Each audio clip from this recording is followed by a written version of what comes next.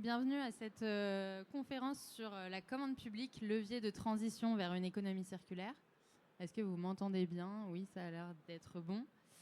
Donc moi, je suis Marlene Weber, en charge de la politique d'achat durable au Commissariat général au développement durable, qui est donc au sein du ministère de la Transition écologique.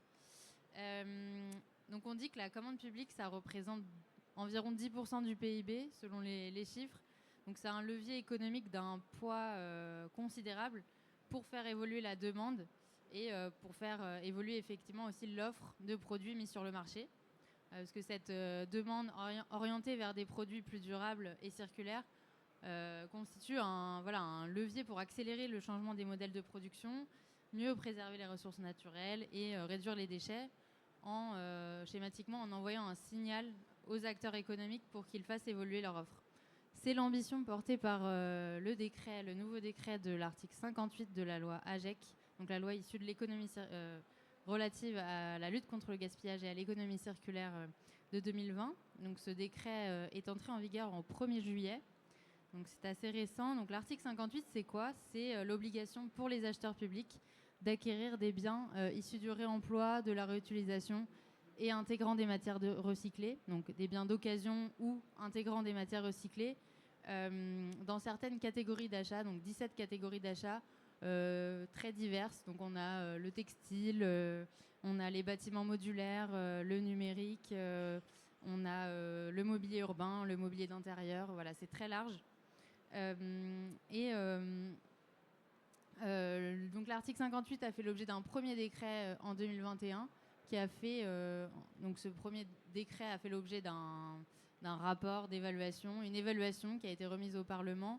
Et donc pour cette évaluation, on a regardé un petit peu l'adaptation de l'offre à cette nouvelle demande, comment aussi les acheteurs publics se sont adaptés pour respecter ces obligations, et puis aussi l'impact sur l'environnement de ce dispositif. Donc il y a eu des enquêtes menées auprès des acheteurs et des fournisseurs pour évaluer un petit peu l'adaptation du marché à ce dispositif. Et de cette évaluation a été issu un nouveau décret, donc on a un nouveau dispositif. Donc quelles sont les principales évolutions? Donc une simplification, en tout cas c'était la volonté, donc c'est dans l'air du temps, avec la suppression des codes CPV. Voilà, c'est une nomenclature, ça n'intéresse pas forcément tout le monde. On a de nouvelles catégories de produits, donc les équipements d'entretien des espaces verts, le matériel sportif, les équipements sportifs. On a une progression pluriannuelle parce que voilà, jusqu'à 2030, les acheteurs savent qu'ils doivent acquérir 20%, puis 30%, puis 40%, 50% de produits issus du réemploi ou intégrant des matières recyclées selon les catégories de produits. Et puis la prise en compte du don, parce que le réemploi, le don entre par définition dans le réemploi, dans le sens où les acheteurs, les acteurs publics ont la possibilité d'acquérir gratuitement des biens sur une plateforme gouvernementale en ligne. Et donc on encourage cette pratique et on valorise aussi cette bonne pratique en prenant en compte dans cette obligation la possibilité de valoriser l'acquisition par le don. J'ai mon dernier intervenant qui est en train de m'appeler, donc je vais répondre, je crois qu'il est perdu. Allez.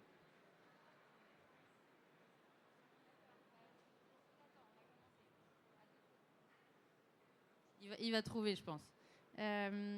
Donc pour permettre une meilleure appréhension du dispositif 58, donc on a sorti un guide hier que vous pouvez retrouver en ligne sur notre nouveau site également, que l'on a sorti la semaine dernière, donc achatdurable.gouv.fr. Donc il vous suffit de cliquer sur le premier onglet documentation et outils et vous tomberez sur ce nouveau guide donc voilà, que l'on a publié et on a aussi en papier, mais qu'on a perdu sur le salon malheureusement parce qu'il est très beau et je voulais vous le montrer.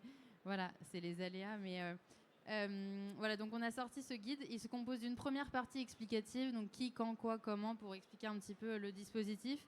Et une deuxième partie où on a une fiche par catégorie de produits, donc par exemple l'électroménager ou les produits textiles.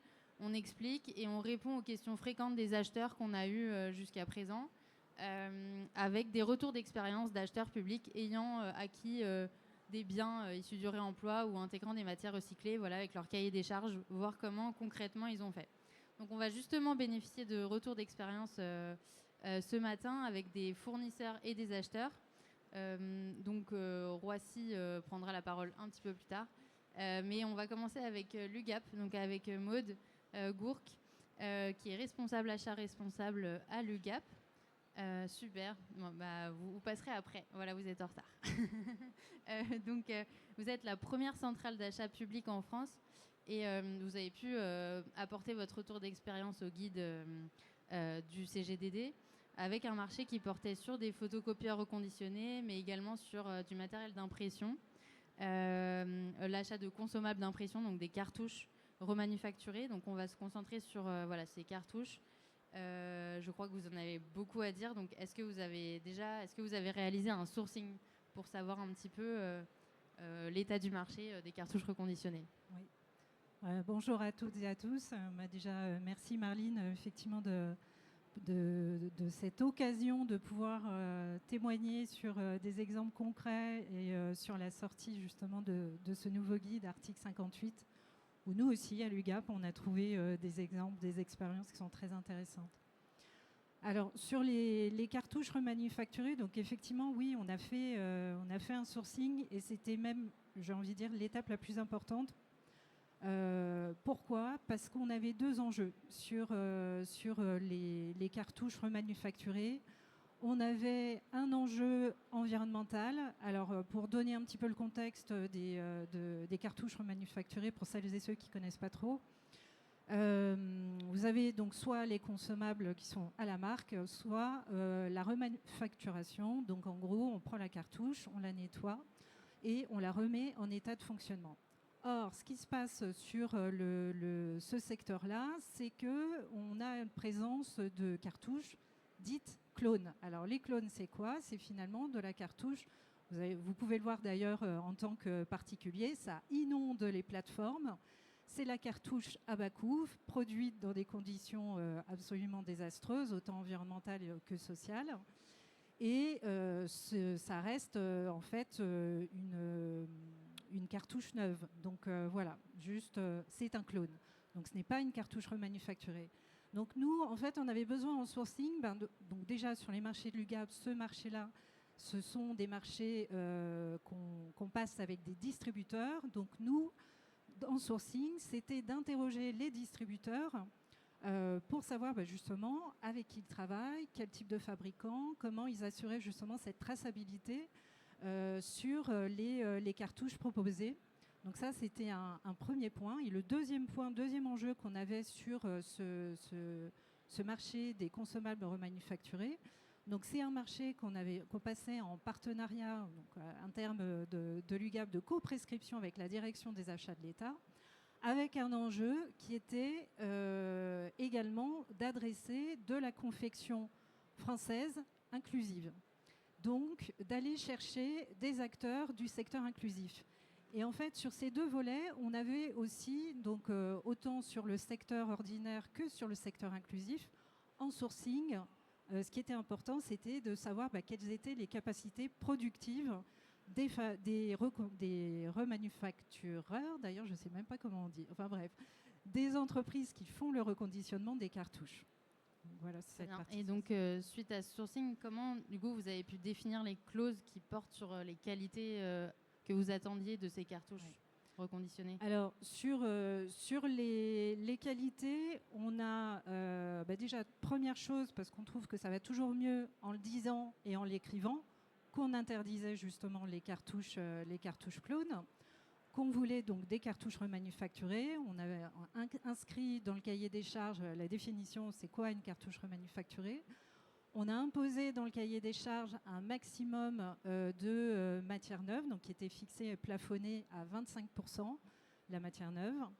Et évidemment, donc, on a visé les normes de référence sur la remanufacturation qui imposent justement des critères qualitatifs et de durabilité de l'action de remanufacturation. Et puis après, sur la partie sociale, on a imposé dans le cahier des charges une volumétrie à adresser au secteur inclusif pour le distributeur. Et donc, dernière question, est-ce que vous avez trouvé une offre qui répondait à ce besoin que vous avez exprimé ? Alors tout à fait, on a trouvé, mais ça on a trouvé parce que justement il y a eu cette phase sourcing qui était importante. Et donc aujourd'hui on est sur un marché donc, avec un distributeur qui s'appelle Office Express et qui du coup s'adresse avec deux acteurs qui font de la remanufacturation.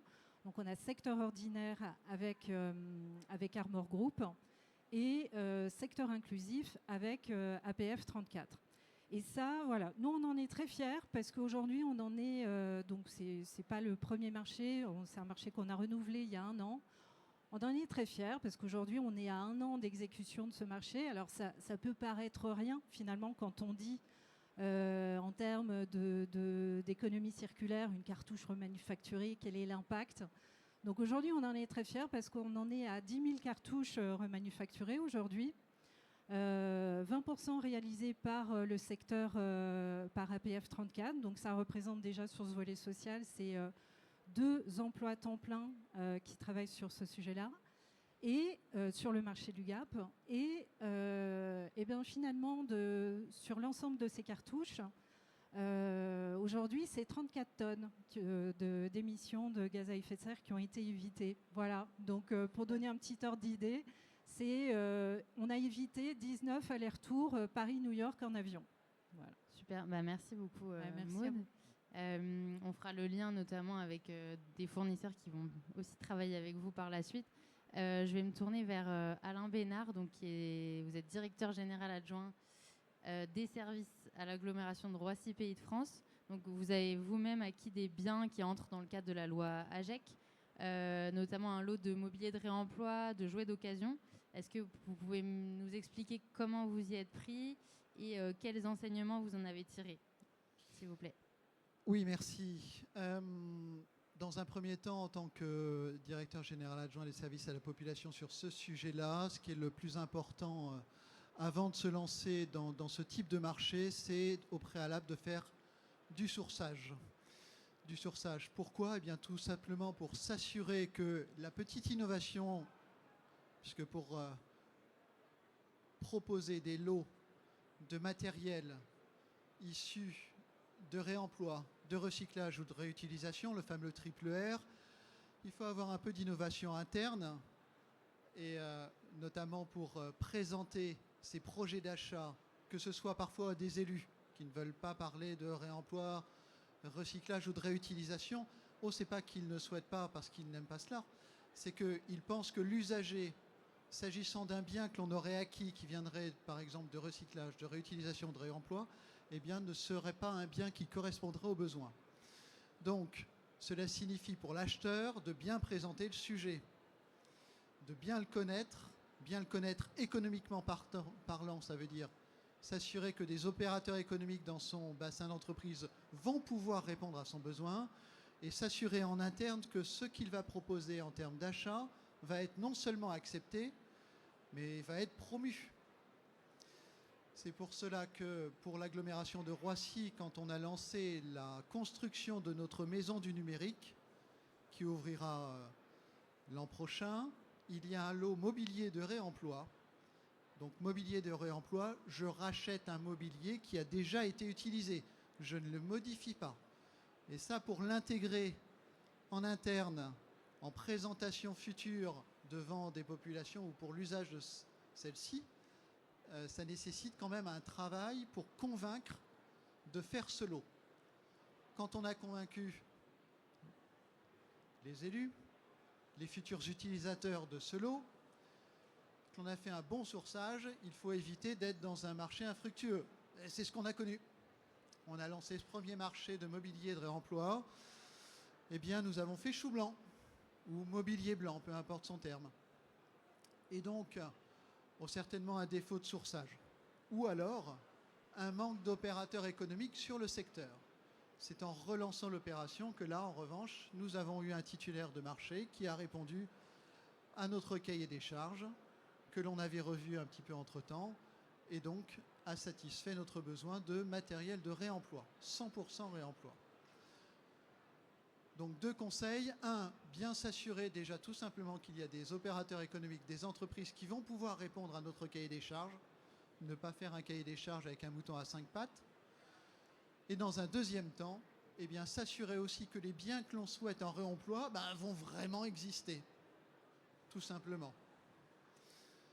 Deuxième exemple, c'était la ville d'Antony, que je vous fais part via l'association des acheteurs publics dont je suis aussi le président. Et la ville d'Antony avait présenté son expérience de l'achat de jouets en réutilisation. Des jouets, messieurs, dames. Des jouets. Pourquoi je dis cela avec cette insistance? Eh bien, c'est parce que quand on dit aux parents des crèches que l'on va acheter des jouets issus de biens qui ont déjà été utilisés, peut-être par d'autres enfants, il y a tout de suite, oups, la peur. Ou, ah bon, ce ne sont pas des jouets neufs, nos enfants sont-ils bien en sécurité? Donc face à cela, 2 conseils que l'on a vécu et que l'on continue à vivre aussi, c'est que 1, avant de se lancer dans l'achat de jouets recyclés, d'en parler aux parents dans les crèches concernées, de le présenter, pas forcément de leur demander leur avis, mais de présenter le projet et de les rassurer en leur disant « Oui, on va acheter des jouets recyclés, mais recyclés ou en réutilisation plutôt. » Mais ils ont suivi un circuit de nettoyage, d'ajustement, de réparation. Et ce circuit va faire que le jouet que l'on va acheter, issu d'un bien en réutilisation, c'est l'équivalent d'un jouet neuf. Donc présentation aux parents des crèches, et ensuite deuxième temps, cahier des charges aussi bien rédigé, sourçage. La ville d'Antony avait fait un sourçage efficient, une société a été retenue, et en même temps cette société a présenté le circuit de réutilisation aux élus lorsque celle-ci a été nommée titulaire du marché. Alors cette société s'appelle, on va la citer, comme j'ai une petite tête, voilà, l'atelier Rejoué. Ah, super. Super. Merci beaucoup effectivement pour ces Merci de votre écoute et de ce petit temps d'expérience qui est très important. N'hésitez pas à nous contacter pour des exemples de cahiers des charges. On sera à votre disposition. C'est très précieux et peut-être qu'il y aura des questions juste après. Je vais me tourner vers Marion Den Hollander. J'espère que je le prononce bien. Vous êtes associée chez Cofrancel, qui est une entreprise de rénovation qui est assez ancienne, je crois, et qui s'est lancée dans la rénovation de sièges et fauteuils. Est-ce que vous pouvez nous expliquer votre démarche, en quoi elle est vertueuse pour l'économie circulaire? Voilà, déjà, voilà, présentez un petit peu ça et puis ensuite j'aurai une autre question. Merci, bonjour à tous. Alors, nous rénovons donc les sièges et les fauteuils, aussi bien d'amphithéâtres, d'auditoriums, de salles de conseil dans vos mairies, de bancs d'accueil. À partir du moment où ils ont du tissu, du cuir ou du simili, on est capable d'entièrement le reconditionner, c'est-à-dire changer le tissu, le cuir, le simili, changer la mousse si elle n'est pas en bon état, réparer les éléments mécaniques. Vous avez sans doute déjà été au théâtre et puis l'assise ne se relève pas bien ou elle grince. On va être capable de la graisser ou de changer le ressort. On va être capable également de s'occuper de toute la partie bois ou PVC ou aluminium pour les rénover. Donc nous reconditionnons l'entièreté du fauteuil et pour cela nous avons un atelier avec des selliers, avec des tapissiers, avec des mécaniciens pour vraiment le refaire en totalité. Donc c'est de l'économie circulaire. Imaginez une salle d'amphithéâtre ou de théâtre de 300 places. Un fauteuil en moyenne c'est 30 à 35 kilos. Nous on va changer 1 kilo de ce fauteuil, la mousse et le tissu. Donc on évite 34 kilos de déchets par fauteuil. Vous multipliez par 300 places, c'est 15 tonnes en une seule salle que vous évitez en termes de déchets. Et en plus ces déchets, je sais comment ils sont aujourd'hui faits, ils sont simplement jetés à la déchetterie. Les parties ne sont pas supprimées les uns des autres, c'est vraiment mis à la benne. Donc c'est d'éviter ça. On travaille beaucoup avec des marchés publics. Donc par exemple, on vient de refaire le grand amphithéâtre de la Sorbonne qui est classé monument historique. On vient de refaire le conservatoire de Montreuil. On est en train de refaire le théâtre de Quimper. Donc vous voyez des choses tout à fait publiques, donc qui ont fait une démarche de rédiger un appel d'offres et un cahier des charges sur la base de reconditionnement de leur propre fauteuil. C'est aussi qualitatif, hein. Vous imaginez bien qu'un monument historique, c'est très exigeant. Donc votre fauteuil, vraiment, vous le retrouvez en très bonne condition, comme neuf. Super, c'est très intéressant. Et donc, quel est, selon vous, le potentiel de cet article 58 de la loi AGEC pour développer une offre de mobilier de réemploi? On parle justement aussi d'accès au gisement de ces fauteuils pour ensuite les mettre à disposition d'acheteurs publics, parce que vous parlez aussi donc d'offres de rénovation, vous offrez le service, mais il y a aussi la fourniture de fauteuils reconditionnés. Alors déjà dans l'offre, en effet, au niveau des cahiers des charges, vous pouvez toujours envisager, on voit le cas, alors soit de faire un appel d'offres directement sur du fauteuil reconditionné, mais on a aussi des cas comme le Conservatoire de Montreuil qui a fait du reconditionné et en variante du neuf, ce qui lui a permis de comparer le neuf avec le reconditionné en termes de qualité, de prix, de tous les éléments par exemple, où on a des appels d'offres où il y a une salle en reconditionné, une salle en neuf, donc c'est des options. On a, si vous avez souhaité, on a fait un webinaire aussi sur à quoi penser quand on rédige un cahier des charges pour du reconditionnement de fauteuil. Mais tout ça, alors évidemment, c'est dans du reconditionnement de fauteuil existant. Ce que nous sommes en train de développer aussi, en lien avec Valdelia, qui est l'éco-organisme qui récupère les fauteuils qui sont mis à la déchetterie, c'est qu'aujourd'hui, nous les récupérons de telle sorte que nous serons capables de les reconditionner et de les vendre si jamais vos fauteuils ne sont plus en état d'être rénovés. Voilà. Au bout de 50 ou 60 ans, en général, ils commencent à ne plus aller, alors que les tissus durent 20 ans, donc on peut les rénover 1 ou 2 fois, puis après, il faut faire du neuf. Donc voilà, on est en train de développer cette offre de pouvoir vendre des fauteuils qu'on a récupérés, qu'on reconditionne. Super, merci beaucoup. Je vais donc passer la parole à Bastien Rambaud, qui est vous êtes cofondateur de Vesto, qui est spécialisé dans le matériel reconditionné pour les restaurateurs. Donc même question que pour Madame Den Hollander. Est-ce que vous pouvez nous expliquer pourquoi vous avez créé Vesto, en quoi est-ce une démarche vertueuse pour l'économie circulaire, et en quoi le 58 est un potentiel pour le développement et la structuration d'une filière? Tout à fait. Merci beaucoup d'organiser cette table ronde, Marlene, parce que c'est quelque chose dont c'est très important de parler aujourd'hui, le développement de cet article 58. Donc Vesto, on est un acteur de l'économie sociale et solidaire spécialisé dans le réemploi avec reconditionnement de matériel technique, en particulier de matériel de restauration. C'est une entreprise qui a 4 ans, qui s'est structurée à partir d'une démarche entrepreneuriale. On est parti de zéro, on a appris petit à petit notre métier. Et ça a culminé l'année dernière avec l'ouverture d'une usine qui fait 8000 m² à Compan, donc sur l'agglomération de Roissy, Pays de France, dans laquelle aujourd'hui on a 35 salariés qui reconditionnent du matériel de restauration. Donc le reconditionnement, on prend des équipements qui sont usagés, on fait une phase d'audit, on va tester à la fois l'équipement mais à la fois ses pièces détachées principales, on change tout ce qui doit l'être, on nettoie la machine à l'intérieur, à l'extérieur, à l'intérieur des compartiments techniques, sous la machine on nettoie l'intérieur des roulettes pour faire en sorte que quand la machine elle va trouver sa deuxième vie, elle soit extrêmement agréable à utiliser. Ensuite on les remet en circulation partout en France, auprès de restaurateurs privés mais aussi auprès de la restauration publique évidemment, pour à peu près la moitié du prix du matériel neuf. On est sur un marché, le matériel de restauration, qui est consommé à 50% par des entités publiques. On est sur un marché qui génère chaque année 60 000 tonnes de déchets. La simple application de l'article 58 de la loi AGEC, c'est 20% dans notre secteur de matériel issu du réemploi, donc 20% de ces 50%, c'est 10% du marché qui doivent transiter vers le réemploi. 10% de 60 000 tonnes, 6 000 tonnes de déchets évitables chaque année.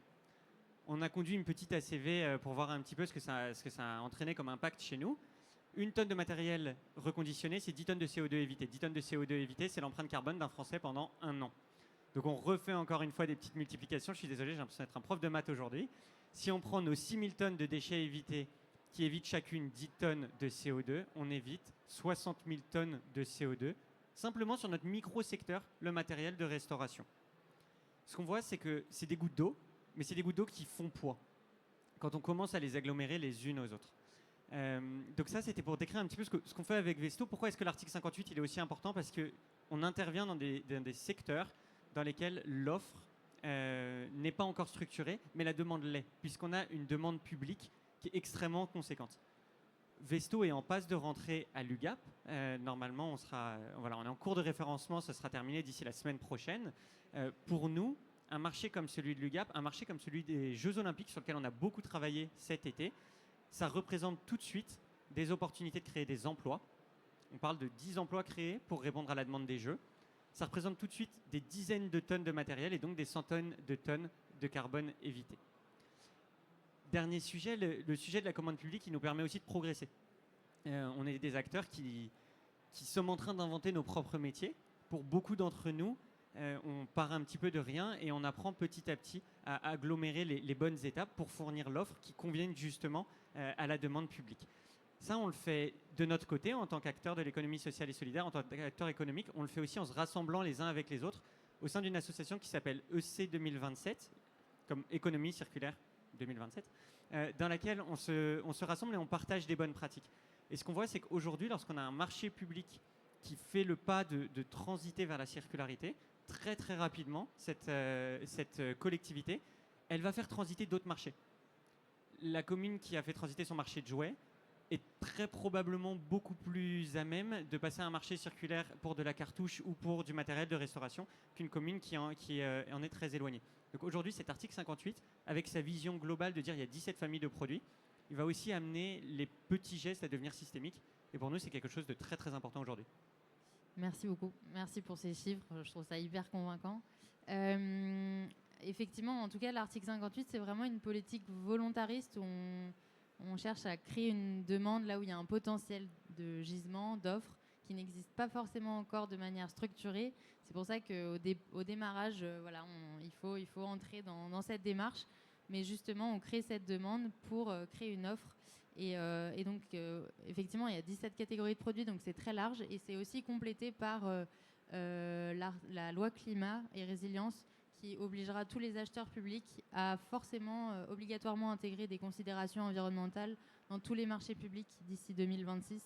Donc voilà, de toute façon, s'ils n'entrent pas dans la démarche aujourd'hui, ils seront en retard en 2026. Donc il faut s'y mettre le plus tôt possible. Est-ce que vous avez des questions ? On a encore quelques minutes.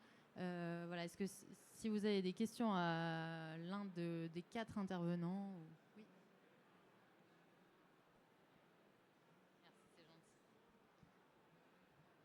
Merci.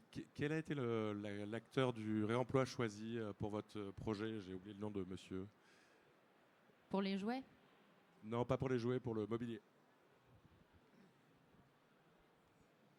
C'est Lancy à Paris. C'est Lancy à Paris. Je pense qu'il est assez connu sur le secteur.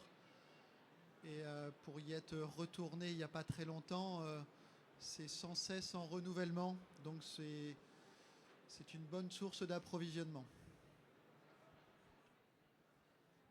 Sur le mobilier, il y a Valdelia qui est l'éco-organisme sur le mobilier qui a élaborer un catalogue qui référence certains fournisseurs si ça vous intéresse. Est-ce qu'on a d'autres questions ? N'hésitez pas. On a ici à la fois des acheteurs et des fournisseurs, donc c'est intéressant de pouvoir confronter. Bon, j'ai l'impression plutôt d'accord, mais voilà, parfois on se rend compte que souvent l'argument c'est que voilà, il n'y a pas de demande, donc les fournisseurs n'osent pas s'y mettre, mais de l'autre côté les fournisseurs disent oui, les acheteurs disent oui, mais il n'y a pas d'offre, et donc en fait en discutant justement on se rend compte que voilà, il y a un potentiel des deux côtés. Je voudrais ajouter pour les acheteurs, s'il y en a dans la salle, c'est très important que l'acheteur soit soutenu par sa direction dans sa démarche, mais aussi et surtout par l'équipe municipale, si c'est une commune, ou alors l'équipe de l'intercommunalité, les vice-présidents en charge de certains secteurs. Pourquoi ? Parce que la démarche dont on parle aujourd'hui, c'est aussi une démarche, une volonté politique dans les communes, et si elle n'est pas poussée et portée par les élus, l'acheteur dans son coin, même s'il voudra déployer des cahiers des charges qui fera appel à ce type d'approvisionnement, et ben, s'il se retrouve tout seul, ça ne pourra pas fonctionner. Donc c'est vraiment une démarche à mener à la fois élu, mais aussi administratif, et être main dans la main dans ses actions au quotidien. Et vous avez dit goutte d'eau, nous sommes plus de 36 000 communes, plus de 18 000 établissements publics, 54 000 acheteurs publics, 54 000 gouttes d'eau, ça commence à faire un bon litre, même beaucoup plus. Mais je ne suis pas mathématicien, je suis acheteur. Merci beaucoup, ce Merci. sera le mot de la fin. Donc n'hésitez pas à aller sur le nouveau site gouvernemental achatdurable.gouv.fr. L'ambition, c'est vraiment que ça devienne un site de référence où on trouve tous les événements, formations, guides, outils, et puis tous les SPASER, les stratégies d'achat responsable des collectivités, qui sont tous référencés sur ce site. Donc n'hésitez pas à aller voir et puis aussi à proposer des événements, des formations si vous en avez. Et ensuite, nous, on modère le contenu. Donc voilà, il y a un contrôle également de ce contenu publié. Il y a beaucoup d'outils. Et donc, vous pourrez retrouver ce nouveau guide qui est sorti hier sur l'obligation d'acquérir des biens issus de l'économie circulaire. Merci beaucoup pour votre attention et votre présence. Au revoir.